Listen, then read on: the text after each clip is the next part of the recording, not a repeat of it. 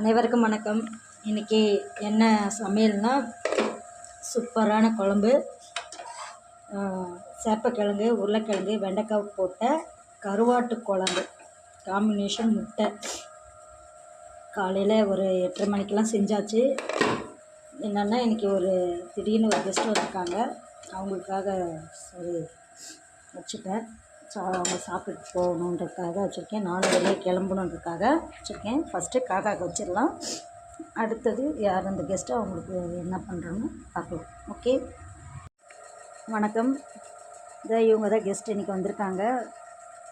அவங்க ராமேஸ்வரம் போயிட்டு வந்திருக்காங்க. காலையில் 7 மணிக்கெலாம் திடீர்னு வந்து நிற்கிறாங்க. சரி, வந்தீங்க சாப்பிட்டு போவீங்க அப்படின்னு சொன்னேன். அவங்க கொஞ்சம் காது கேட்காது. இவங்க ராமேஸ்வரம் ஆஃப் டிக்கெட் தான். சென்னையிலேருந்து போயிட்டு வந்திருக்காங்க. 100 ரூபா தான். ராமேஸ்வரம் டு தாம்பரத்துக்கு 100 ரூபா தான். அவங்களுக்கு ஒரு ஆஃப் டிக்கெட்டு. அவங்க மாற்றுத்திறனாளி. அதனால் அவங்களுக்கு மாற்றுத்திறனாலே காது மட்டும் தான் கேட்கும். அவங்களுக்கு கருவாட்டு குழம்பு செஞ்சு கேட்டாங்க. சரி சாப்பிட்டு போங்கன்னு சொன்னேன். டீயே சாப்பிட்டுட்டு கிளம்புறேன். காலையில் டீயை போட்டு கொடுத்தேன். இஞ்சி டீ கேட்டாங்க. திடீர்னு வந்து நின்னாங்க.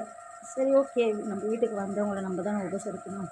அதனால் யாராக இருந்தாலும் உபசரித்து அனுப்பணும். ஓகே ஃப்ரெண்ட்ஸ், கலைஞர்களை நம்ம வாழ வைக்கணும்.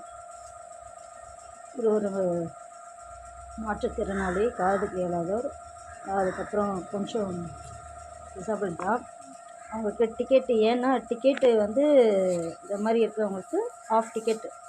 அதுக்காக தான் நான் சொல்ல வந்தேன். அவங்க கூட யார் போனாலும் அவங்களுக்கும் ஆஃப் டிக்கெட் தான். அவங்க யாருக்காவது உதவி பண்ணோன்னா அவங்க கூட போயிட்டு அவங்கள பார்த்த மாதிரி இருக்கும், அவங்களுக்கு உதவி பண்ண மாதிரி இருக்கும். இந்த மாதிரி யாருக்குனாலும் கூட போயிட்டு வாங்க. சரி, ஓகே. அவர் நல்லா சாப்பிட்டுட்டு கிளம்ப போகிறாரு. ஓகே, பார்க்கலாம்.